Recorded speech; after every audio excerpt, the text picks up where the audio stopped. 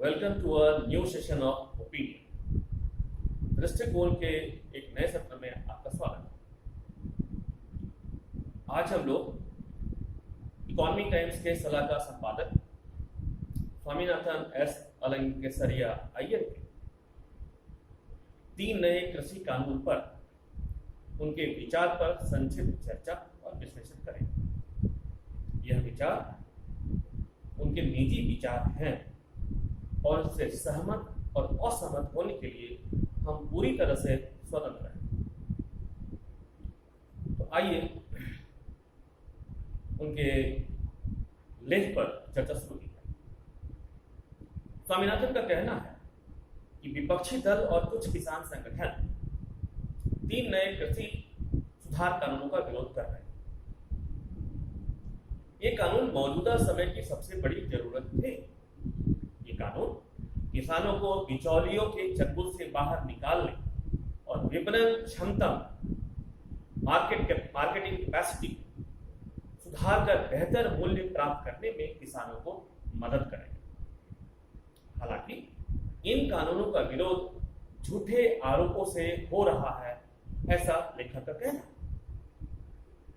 इन कानूनों का विरोध झूठे आरोपों से हो रहा है कि नए कानूनों के अमल में आने से न्यूनतम समर्थन मूल्य की व्यवस्था प्रणाली समाप्त हो जाएगी। यह भी कहा जा रहा है कि केंद्र और राज्य सरकारें न्यूनतम समर्थन मूल्य अर्थात एमएसपी पर फसलों की खरीद बंद कर देंगी।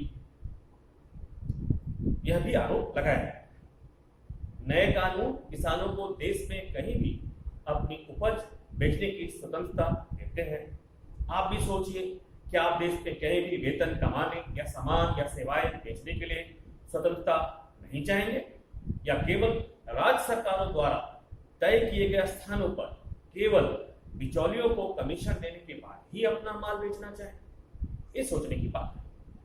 किसानों को भी भारत में कहीं भी खरीदने और बेचने के लिए एक आम व्यक्ति की तरह आजादी चाहिए। खेती एक आकर्षक व्यवसाय नहीं है, या ये हम कह सकते हैं कि खेती एक आकर्षक व्यवसाय अब नहीं रहा। सर्वेक्षण बताते हैं कि 42% किसान 42% फार्मर्स कृषि से अर्थात खेती से बाहर निकलना चाहते हैं। 1970-71 और 2015-16 के बीच खेतों की संख्या दुगनी होकर 7.1 करोड़ से दुगनी होकर 14.5 करोड़ हो गई, जबकि औसत खेत का आकार 2.2 हेक्टेयर से 1.08 हेक्टेयर तक लगभग आधा हो गया है। यह सोचने वाली बात है कि कोई भी ऐसे छोटे खेतों से अच्छी कमाई कैसे कमा सकता है। इसका जवाब है, नहीं कमा सकता है। इसका मुख्य समाधान है कृषि से बाहर के लोगों को, समाधान किसानों को कृषि से बाहर विनिर्माण और सेवाओं में ले जाना ही है, या ले जाने में निहित है। विपक्षी दल दावा करते हैं कि बेचने की स्वतंत्रता का मतलब फसलों की एमएसपी की समाप्ति है। सरकार एमएसपी में कुछ की खरीद जारी रखेगी। आखिर राशन की दुकानों के लिए सरकार को अनाज और कैसे मिलेगा? यह व्यवस्था भी तो जारी रखनी है और जारी रहेगी। हम आज फर्जी खबरों की दुनिया में जी रहे हैं। क्योंकि 1 हेक्टेयर में अनाज के उत्पादन से अच्छी आमदनी नहीं होती है, नहीं होगी, इसलिए छोटे किसानों को पशुपालन, सब्जियों और फलों की ओर रुख करना पड़ रहा है, रुख कर रहे हैं और रुख करेंगे। इनसे कम भूमि से अधिक आय प्राप्त होती है, लेकिन सब्जियां और फल खराब होते हैं और धीमी गति से चलने वाली सरकारी एजेंसियों द्वारा खरीदे और वितरित नहीं किए जा सकते।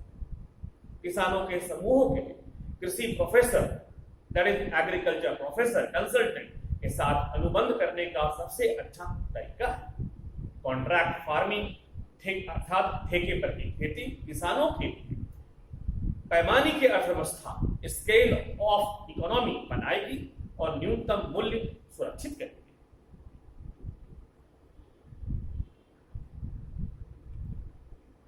वामपंथी कहते हैं कि किसानों की हार होगी और केवल कंपनियों का लाभ होगा। ऐसा नहीं है, और ऐसा कैसे हो सकता है? कोई भी किसान कॉन्ट्रैक्ट फार्मिंग अर्थात अर्थात संविदा खेती का विकल्प चुन सकता है। 2 दशकों में आईटीसी ने ई चौपाल की श्रृंखला स्थापित किए हैं। इलेक्ट्रॉनिक सूचनाओं के साथ खरीद केंद्र किसानों को मंडियों और विदेशी बाजारों में कीमतों को ट्रैक करने अर्थात निगरानी करने में सक्षम करते हैं, और वो कर रहे हैं, जिससे किसान खुद को संतुष्ट करते हैं, उन्हें उचित मूल्य मिल रहा है। स्थानीय और विदेशी बाजारों में उनके फसल का मूल्य क्या है, ये वो तय करते हैं, देखते हैं और पुष्टि करते हैं। ई चौपाल